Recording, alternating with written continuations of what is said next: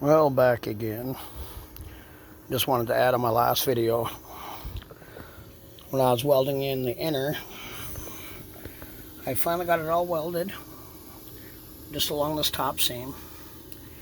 I say I got a few little pinholes here and there, but for the most part, it's welded up pretty nice. And I think I got a pinhole right about there. Maybe one there. And I can see one right there. You can see it. It's right there that I'm gonna have to touch up, but that's not really a big thing.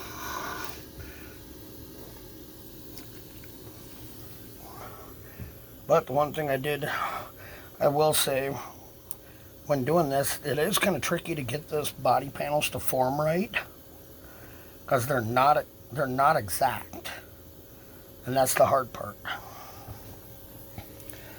But on this one here, to keep my warping down on the side of my floor, because I did put like a slight bend to it, and you can see it more right there. So I will be trying to match this up, but I don't know where my other floor panel is going to come into play just yet. So I'm leaving this here. But I would suggest getting one of these guys.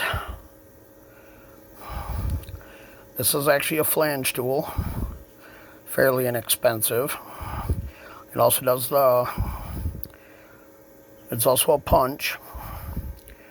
So when I do my panels, I can actually, if I got a spot weld, anything like that, you can see on this, I did a lot of tack welds to hold this in, and it is kind of overkill, but I'm not really worried about it. But I also did a couple on this brace here, and then I'll have some more to hold this side in, and then this panel here is going to get attached to the inner. So everything kind of attaches basically by spot welds.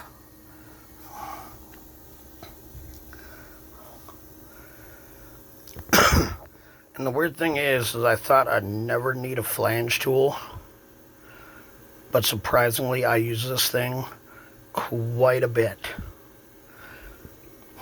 I used it on, if you look in one of my other previous videos, I did on an 01 Silverado, which is actually that truck there. I actually used that flange tool when I replaced above the wheel wells on the box. And it actually kept the rigidity of the metal when I was tack welding it into place,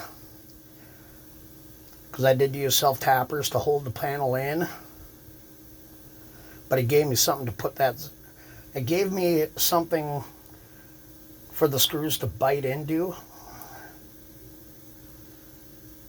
But a lot of people say, oh, you know, there's a lip, you're going to get stuff up in there, it's going to create rust, a pocket, stuff like that. I ain't overly worried about that, for the fact is, everything on the outside of this truck, on panels that I'm replacing, if it once had seam sealer on it, it's going to have seam sealer on it again. Because I'm not going to leave it exposed to have it happen again and have to turn around and redo all this again. I know right now the inside of it's kind of dirty, but that's the inner cab corner right there. I got the holes drilled for that. You can kind of see them, they're right there. Those will line up on that little tab that I made. And the odd thing is, with that inner, it doesn't stick up that high, because that's where it goes.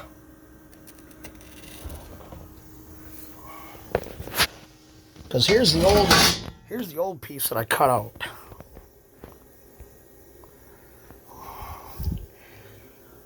And as you can see, that glue line is actually the inside of the floor. So only this little bit right here sticks up into the cab. And it actually leads right back outside. So that's the crazy part. It's something new that I learned. But working on these trucks, you'll learn new stuff. Same with any vehicle, any project you're working on. You'll learn, you know, how they put them together, what panels were what. The only tricky part is what order they go back in. Especially when you got a lot of rust, kind of like that. But I just wanted to add that and show you how far I gotten on the weld. But tomorrow I'll bring another new step. So I'll have to take the door back off and get this brace here into place so I can attach it to the inner. And then I'll get it attached to my floor support right here so I can do my kick panel. Be sure to follow. Thank you and have a great day from Joker's Motorsports.